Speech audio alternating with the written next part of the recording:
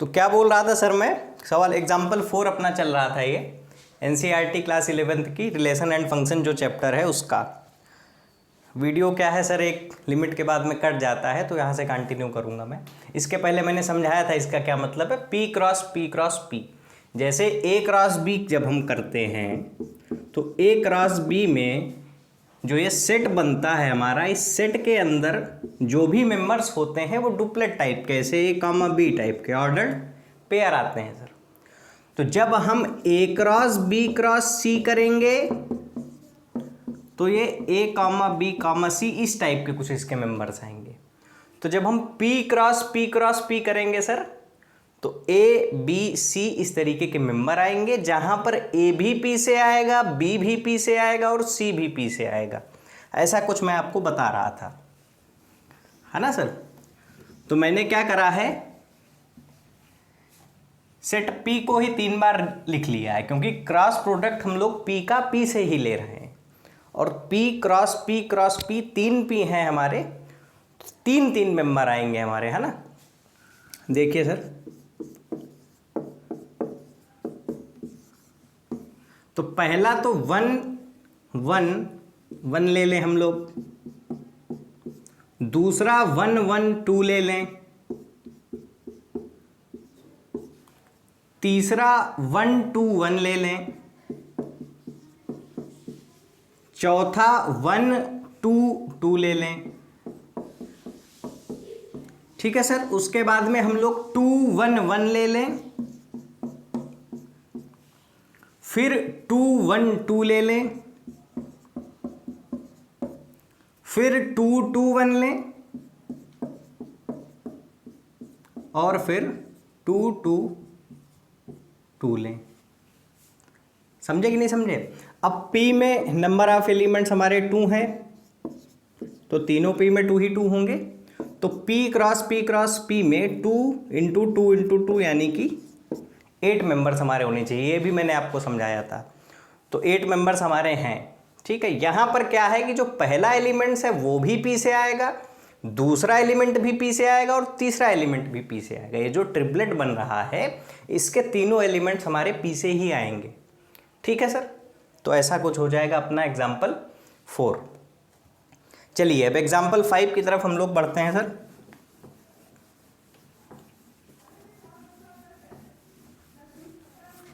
Example 5 बोल रहा है कि R क्रॉस R में कितने, मतलब क्या बनेगा वो, है ना।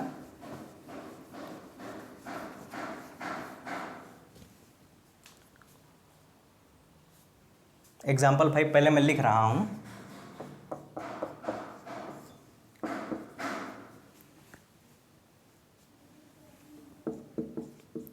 R is the set of real numbers है सर। ठीक है, numbers. What do the Cartesian product, इसको जो क्रॉस प्रोडक्ट है हमारा A क्रॉस B, इसको कार्टीजन प्रोडक्ट भी सर बोला जाता है। What do the Cartesian product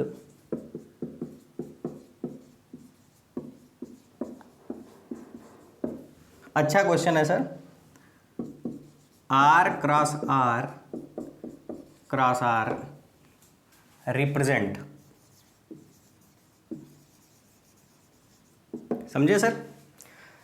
जहां पर ये जो R है यहां पर ये सेट ऑफ रियल नंबर्स है। सेट ऑफ रियल नंबर्स मतलब जितने भी हमारे रियल नंबर्स हैं 1 2 3 4 √2 √3 1/4, ठीक है। जितने भी डेसिमल वाले हो गए हमारे, रेशनल हो गए, इरेशनल हो गए, सभी तरह की जो हमारी ये रियल लाइन होती है, ये हमारी क्या है, रियल लाइन है। यहाँ पर 0 होता है, 1 होता है, इनके बीच में भी सारे जितने हमारे रेशनल इरेशनल हैं वो सारे के सारे आते हैं सर। ठीक है। अच्छा एक बात आप लोग बताइए, मैं एक ये रियल लाइन बनाता हूँ और एक रियल लाइन ये बनाता हूँ सर। ठीक है। इसको आप लोग एक्स एक्सिस भी बोलते हैं, इसको वाई एक्सिस भी बोलते हैं। इसमें भी इसी तरीके से आपके पॉइंट होंगे 1 2 3, ठीक है। इधर -1 -2 -3, ठीक है। ऐसा कुछ होता है कि नहीं होता? जो अपना ये कार्टेशियन जो भी हमारा प्लेन है, ये क्या है? हमारा कार्टेशियन प्लेन है। इसमें जो एक्स एक्सिस होती है इसमें भी सारे रियल नंबर्स होते हैं सर, और ये जो वाई एक्सिस होती है इसमें भी सारे क्या होते हैं? रियल नंबर होते हैं। अब एक बात बताइए, जैसे मैं यहाँ पर एक पॉइंट लूँ ये, ठीक है, तो इस पॉइंट का एक्स कोऑर्डिनेट हमारा 2 है और इस पॉइंट का वाई कोऑर्डिनेट हमारा कितना है? 3 है। तो आप लोग देखिए ये क्या है? ऑर्डर्ड पेयर है। इतनी बात समझने में कोई दिक्कत नहीं होनी चाहिए मेरे हिसाब से। ये एक रियल एक्सिस, ये एक रियल एक्सिस, और इस पूरे एक क्या बन गया? हमारा प्लेन बन गया सर। ये पूरा क्या बन गया? एक प्लेन बन गया। अब आप इस प्लेन में किसी एक पॉइंट को लेकर के देखिए, कोई भी पॉइंट ले लीजिए। जैसे आप यहाँ पर एक पॉइंट ले सकते हैं, इस पॉइंट का एक्स कोऑर्डिनेट -2 है, वाई कोऑर्डिनेट -3 है। यहाँ पर कोई भी पॉइंट आप ले सकते हैं, ये मान लो 3, -4 है ना। इसका एक्स कोऑर्डिनेट प्लस का 3 होगा और वाई कोऑर्डिनेट माइनस का होगा जो भी। तो आप इस पूरे प्लेन में कोई भी पॉइंट लीजिए, वो पॉइंट हमारा एक ऑर्डर्ड पेयर बन के आएगा। जहाँ पर जो पहला एलिमेंट है वो भी एक रियल नंबर होगा और दूसरा भी एक रियल नंबर होगा। समझे कि नहीं समझे? इस प्लेन में कोई भी आप पॉइंट लीजिए, उस पॉइंट को आप इस तरीके से लिख सकते हैं। कहीं पर भी ले लीजिए, आप यहाँ पर लेंगे मान लो आप, तो एक्स कोऑर्डिनेट कुछ हमारा निगेटिव होगा, वाई कुछ हमारा पॉजिटिव होगा। समझे कि नहीं समझे? तो ये हमारा कार्टेशियन प्लेन की बात रही। अब आप एक बात बताइए, इस कार्टेशियन प्लेन में जितने भी ये पॉइंट हैं सर, जितने भी पॉइंट हैं, ये सारे के सारे इसी तरह के हैं। पहला एक्स कोऑर्डिनेट भी हमारा एक रियल नंबर है और दूसरा वाई कोऑर्डिनेट भी हमारा रियल नंबर है। समझे कि नहीं समझे? अब एक बात बताइए, मैं अगर r क्रॉस r करूं तो इसमें किस तरीके के एलिमेंट आएंगे? इसमें आप क्या आएंगे? इस तरीके से 1, 2, 1, 1, 1, 3। जितने भी रियल नंबर पॉसिबल हैं पहले प्लेस पे आएंगे और जितने भी रियल नंबर पॉसिबल हैं दूसरे प्लेस पे आएंगे। समझे कि नहीं समझे? अब आप लोग एक चीज़ को और समझिए, इस प्लेन में जो ये पॉइंट हैं, ये पॉइंट r क्रॉस r का जो हमारा सेट बनेगा, उस सेट के अंदर जो हमारे ऑर्डर्ड पेयर हैं वही हैं। आप लोग ध्यान से देखिए, ये जो 2, 3 आ रहा है या 3, -4 आ रहा है, ये हमारे r क्रॉस r का जो सेट है उसी के अंदर से आ रहा है। आप लोग जरा इस बात को समझिए। समझे कि नहीं समझे सर? अब इसमें हो सकता है इस तरीके की भी, r में तुम्हारा √2 भी होगा, r में आपका √2 होगा कि नहीं होगा, और -3 भी होगा, तो √2, -3 भी एक इस सेट के अंदर पॉइंट होगा, जो कि कार्टेशियन प्लेन में हमारा यहाँ पर कहीं होगा। √2 हमारा यहाँ पर कहीं होगा, ये √2, -3, यहाँ पर √2 होगा 1 और 2 के बीच में कहीं, और -3 ये रहा। तो कार्टेशियन प्लेन के जितने भी पॉइंट हैं वो हमारे r क्रॉस r से बनने हैं सर, ये बात समझिए। तो जब हम r क्रॉस r करने जाएंगे तो यहाँ पर जो पॉइंट आएंगे वो a, b, c टाइप के आएंगे, जो कि क्या होगा? एक ट्रिपलेट होगा। और a भी r से आएगा, b भी r से आएगा, c भी r से आएगा। तो इसी हिसाब से आप लोग समझिए कि इसमें मैं अगर एक z एक्सिस ड्रा कर दूं तो ये हमारा एक 3 डायमेंशनल प्लेन बन जाएगा। और 3 डायमेंशनल प्लेन के जो पॉइंट होते हैं वो हमारे ट्रिपलेट होते हैं, A B C real number होते हैं। ठीक है, ए बी सी क्या होते हैं? रियल नंबर होते हैं। जैसे कार्टेशियन प्लेन में आपको किसी पॉइंट को रिप्रेजेंट करना है तो आपको 2 पॉइंट चाहिए, ऑर्डर्ड पेयर इस तरीके से। 3 डायमेंशनल प्लेन में आपको कोई पॉइंट चाहिए तो उसके लिए आपको कितने पॉइंट चाहिए? 3 पॉइंट चाहिए। 3 पॉइंट चाहिए कि नहीं चाहिए? तो वो तीनों के तीनों पॉइंट हमारे r क्रॉस r से आएंगे सर। समझ में आई बात कुछ? 3 डायमेंशनल प्लेन के जितने भी पॉइंट होंगे वो हमारे r क्रॉस r से ही आएंगे। तो r क्रॉस r क्या रिप्रेजेंट करता है?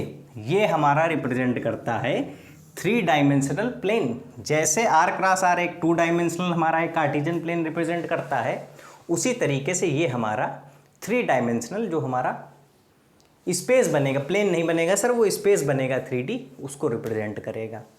तो ऐसा कुछ मामला इसमें रहेगा सर। ठीक है, तो उम्मीद करता हूँ आपको ये बात समझ में आई होगी। अब कोई पूछ सकता है सर कि अगर हम लोग R क्रॉस R इसको 4 बार करें तो 4 बार करने में आपको जो मिलेंगे यहाँ पर इस तरीके के कुछ चीज़ें मिलेंगी, जिसमें 4 पॉइंट होंगे, चारों R से आएंगे, और जितने भी पॉसिबल इस तरीके के ABCD के पेयर हैं वो सारे के सारे आएंगे। तो ये हमारा 4 डायमेंशनल हो जाएगा सर। ये हमारा क्या हो जाएगा? 4 डायमेंशनल हो जाएगा। इसको विजुलाइज करना तो पॉसिबल है नहीं, क्योंकि हमारी जो दुनिया है ये 3 डायमेंशनल ही है। समझे कि नहीं समझे? और इस तरीके से हम लोग इसको R का 5 बार भी इंटू कर सकते हैं, n बार भी इंटू कर सकते हैं, तो वो हमारा n डायमेंशन हो जाएगा।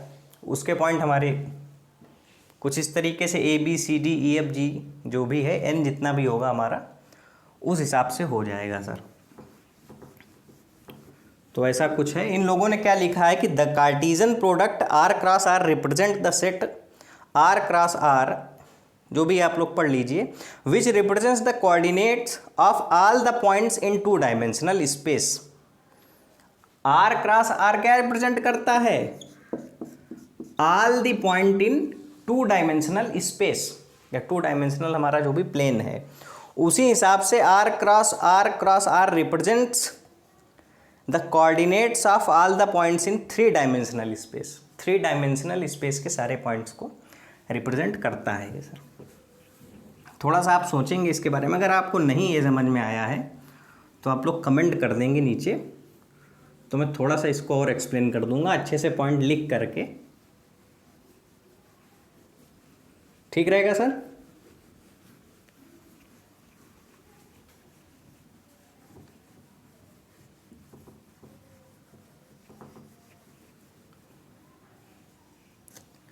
अब जरा मैं एक्सरसाइज 2.1 का पहला सवाल आपको बता रहा हूं।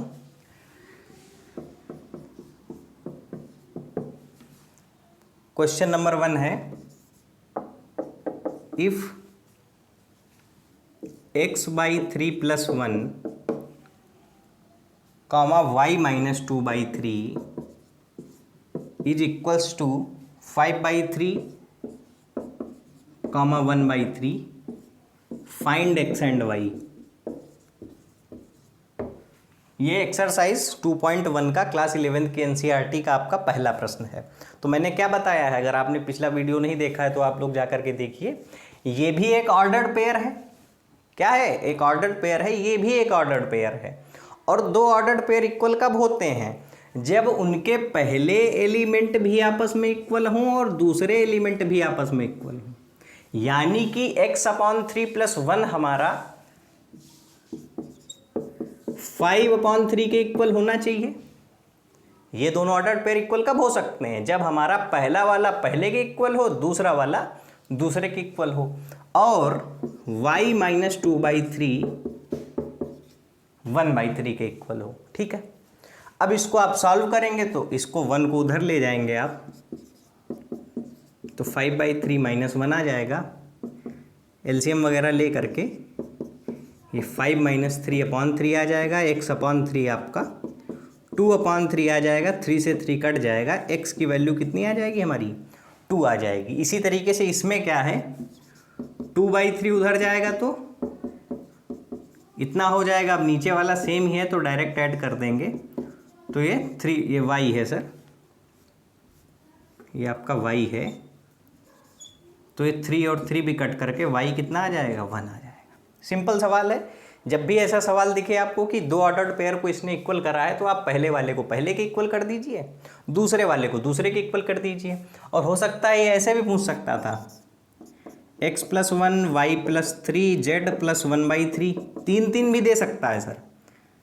ये अगर इसको बोलते हैं डुप्लेट, इसको बोलते हैं ट्रिपलेट। अगर ट्रिपलेट में इक्वल करके दे दे तो पहला वाला पहले के इक्वल, दूसरा वाला दूसरे के इक्वल, तीसरा वाला तीसरे के इक्वल, ऐसे करके आप सॉल्व करेंगे तो x y z 3 चीज़ें जो भी दी गई होंगी वो सॉल्व होके आपका आ जाएगा सर।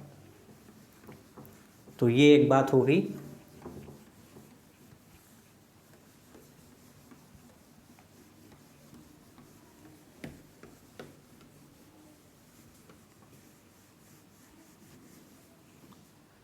दूसरा सवाल है sir, if the set A has 3 elements.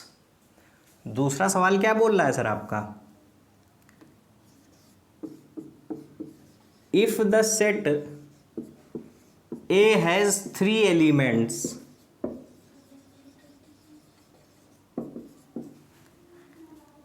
And B is equals to, and set,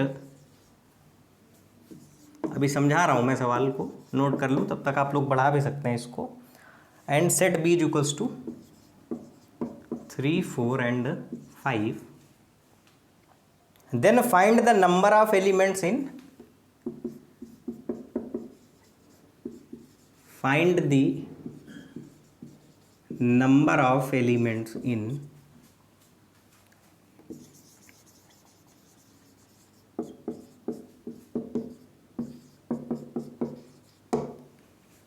सवाल क्या बोल रहा है, सवाल बोल रहा है कोई अपना सेट ए है, सेट ए के अंदर नंबर ऑफ एलिमेंट्स हमारे कितने हैं, 3 हैं। नंबर ऑफ एलिमेंट्स कितने हैं, 3 हैं, यानी कि हमारा एन ए दिया गया है 3, ठीक है। सेट बी क्या है हमारा, सेट बी हमारा 3, 4, 5, इसके अंदर 3 एलिमेंट्स हैं, या number of elements in B भी हमारा कितना है, number of elements in B, ऐसे ही लिखते हैं ना सर, बी में भी हमारे 3 एलिमेंट हैं, ए में भी हमारे 3 एलिमेंट हैं, और हमसे पूछा जा रहा है number of elements in A cross B कितना होगा।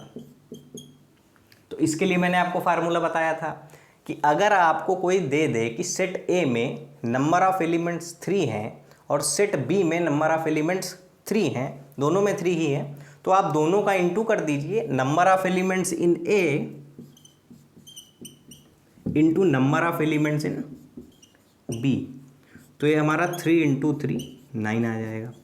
इसका कारण भी मैंने आपको बताया था, समझे कि नहीं समझे, इसको अच्छे से मैंने इसकी थ्योरी समझा रखी है, आप लोग जा करके देख सकते हैं। अच्छा, number of elements in A अगर 5 देता और number of elements in B 4 देता, मतलब सेट ए जो भी है उसमें 5 एलिमेंट्स होते और सेट बी में 4 एलिमेंट्स होते, तो number of elements in A cross B आ जाता आपका 5 इंटू 4 यानी कि 20। समझ गए सर, तो इन सवालों को ऐसे करना है। तो ये दूसरा सवाल हो गया आपका।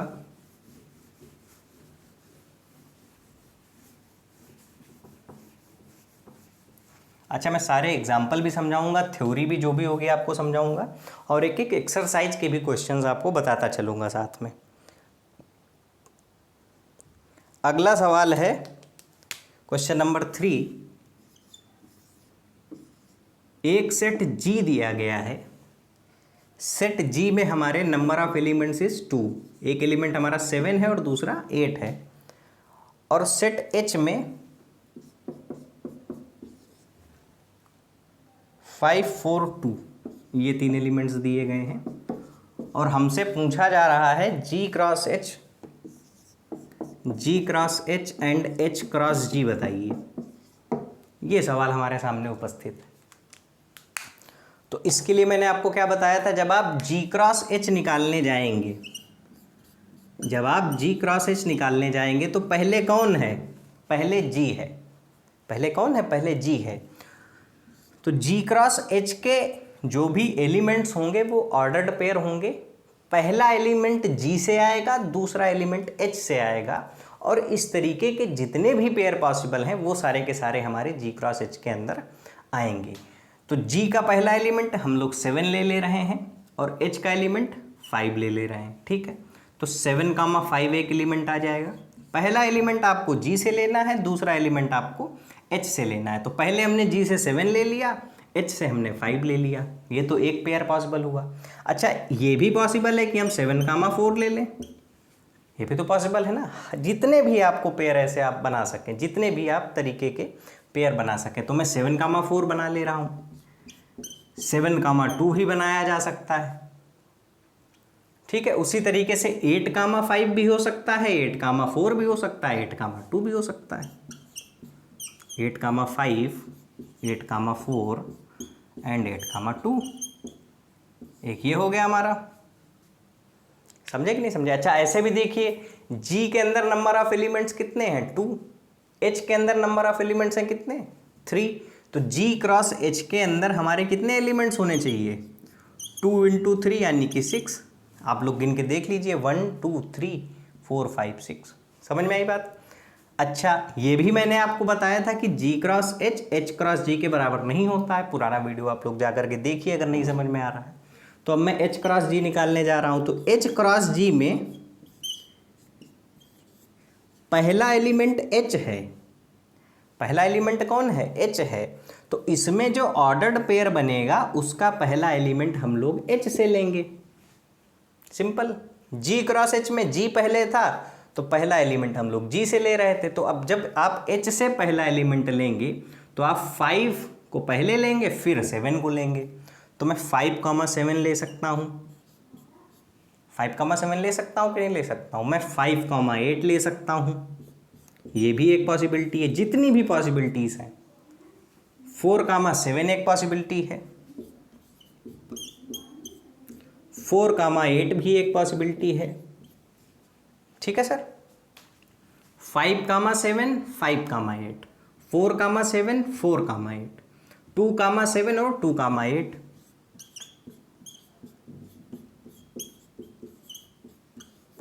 देखिए आप लोग, तो H क्रॉस G हमारा इतना आ जाएगा। ठीक है, सिंपल सवाल है। अच्छा, H क्रॉस G में भी देखेंगे तो आप 3 × 2 6 एलिमेंट ही होनी चाहिए। इसमें भी 6 एलिमेंट्स हैं, इसमें भी 6 एलिमेंट्स हैं। दोनों सेम नहीं है लेकिन, क्योंकि इसमें 5 पहले है, इसमें 7 पहले है। ठीक है, इस वाले में 5 पहले है, इसमें 7 पहले है। और इनको आप बदल भी नहीं सकते हैं कि आप 7 को इधर कर दें 5 को इधर कर दें, ये नहीं कर सकते हैं। क्योंकि ऑर्डर्ड पेयर में जो ऑर्डर होता है या जो क्रम होता है एलिमेंट्स के लिखने का वो फिक्स रहता है। जैसे आप जब ये करने जाते हैं ना, तो आप लोग जब किसी पॉइंट को 3,4 लिखते हैं तो ये चीज़ फिक्स है कि पहला एलिमेंट x कोऑर्डिनेट बता रहा है, दूसरा y कोऑर्डिनेट बता रहा है। समझे कि नहीं समझे? तो ऐसा रहता है इसमें ऑर्डर्ड पेयर में सर। तो ये हो गया आपका तीसरा सवाल। चौथा सवाल थोड़ा सा लेंदी है तो मैं अगले वीडियो में कवर करूँगा। ठीक है सर। तो आप लोग देखिए, वीडियो अच्छा लगा हो तो दोस्तों के साथ में शेयर करिए। और इसी तरीके से जितनी भी आपकी NCERT की किताब है आपकी 12th की, वो पूरी की पूरी मैं कवर करूँगा, एक एक एग्जाम्पल।